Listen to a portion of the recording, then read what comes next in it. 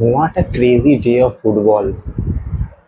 I think আমাদের জেনারেশনের এই ওয়ার্ল্ড কাপটা সব থেকে বেস্ট ওয়ার্ল্ড কাপ হচ্ছে। এই ছবিটা ডিফাইন করছে যে এই ওয়ার্ল্ড কাপটা কি লেভেলের হতে চলেছে। এমবাপে, হ্যালান্ড, মেসি, রোনাল্ডো প্রত্যেকে প্রত্যেকে নিজের দলের হয়ে পারফরমেন্স করছে। ইভেন কালকে রোনাল্ডো কামব্যাক করে দিল।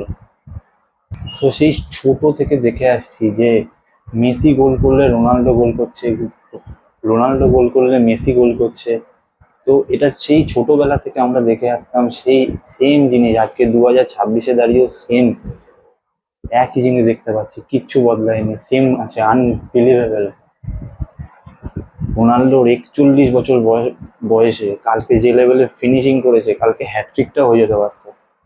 তো কিছু সো এই ওয়ার্ল্ড কাপের ম্যাচ ডে 2 কমপ্লিট হয়ে গেল।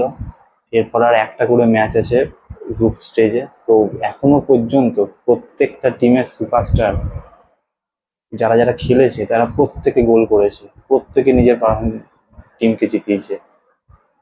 মেসি 5 গোল, এমবাপে 4 গোল, হ্যালান্ড 4 গোল, এদিকে ওলিসে 3টে অ্যাসিস্ট করেছে। আর ভিনির কথা বললে ভুলে গেলে হবে না, ভিনির এদিকে 2টো গোল, একটা অ্যাসিস্ট। জার্মানির ডেনিস উন্ডাফ, ওর 3টে গোল, 2টো অ্যাসিস্ট। আর মোহাম্মদ সালাও নিজের দলকে একটা গোল, একটা অ্যাসিস্ট করে নিজের দলকে জিতিয়েছে। তো একমাত্র যদি বলি নেইমার বাকি রয়েছে শুধুমাত্র। নেইমার যদি কালকের ম্যাচে যদি কামব্যাক করে স্কটল্যান্ডের সঙ্গে, তা এই ওয়ার্ল্ড কাপ পারফেক্ট হতে চলেছে, পারফেক্ট।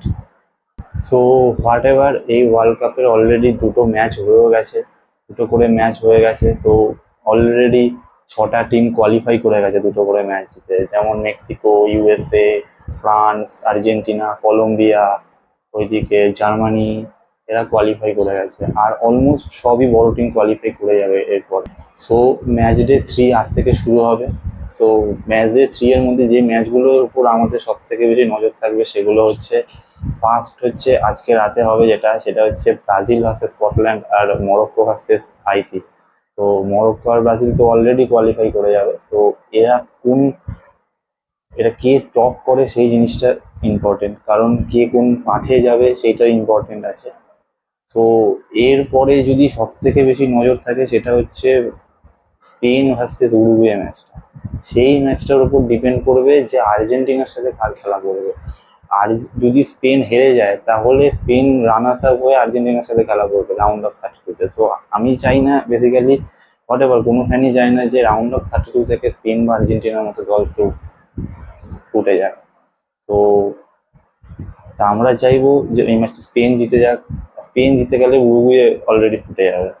তো এদিক থেকে যে কেপে ভার্দে আর সৌদি আরবের মধ্যে জিতবে সে কোয়ালিফাই করবে, আর্জেন্টিনার সাথে খেলা করবে। তো ওই ম্যাচটা খুব ইম্পর্টেন্ট আছে। তো এরপরে যে ম্যাচটা সব থেকে বেশি ইম্পর্টেন্ট, সব ফ্যানেরা যেটার জন্য সব থেকে বেশি মানে আগ্রহ হয়ে বসে আছে, সেটা হচ্ছে France versus Norway, Haaland versus Mbappe. I know 2টো টিমই কোয়ালিফাই করে গেছে। সো হ্যালান্ড ভার্সেস এমবাপের লড়াইটা দেখার জন্য সবাই আগ্রহ হয়ে বসে আছে কি হয়। আর ভালো টাইমেও খেলা আছে 12:30 থেকে। পর যদি কোনো ম্যাচ ইম্পর্টেন্ট থেকে থাকে সেটা হচ্ছে পর্তুগাল ভার্সেস কলম্বিয়া। এই ম্যাচটা হচ্ছে সব থেকে ইম্পর্টেন্ট ম্যাচ আমার মতে, কারণ পর্তুগাল যদি জিতে যায় তাহলে পর্তুগাল গ্রুপ টপ করবে এবং আর্জেন্টিনা আর পর্তুগাল সেম পাথে পড়ে যাবে। আর যদি পর্তুগাল হেরে যায় তাহলে কলম্বিয়া উঠে যাবে, পর্তুগাল সেই দিক থেকে তখন গ্রুপ রানার্স হয়ে অন্য পাশে চলে যাবে। সো সেই ম্যাচটাও খুব ইম্পর্টেন্ট। হোয়াট এভার, আপনাদের কি মনে হয় সেটা আপনারা কমেন্ট করে জানান, এবং প্লিজ চ্যানেলটা সাবস্ক্রাইব করে দেবেন এবং লাইক অ্যান্ড শেয়ার করে দেবেন।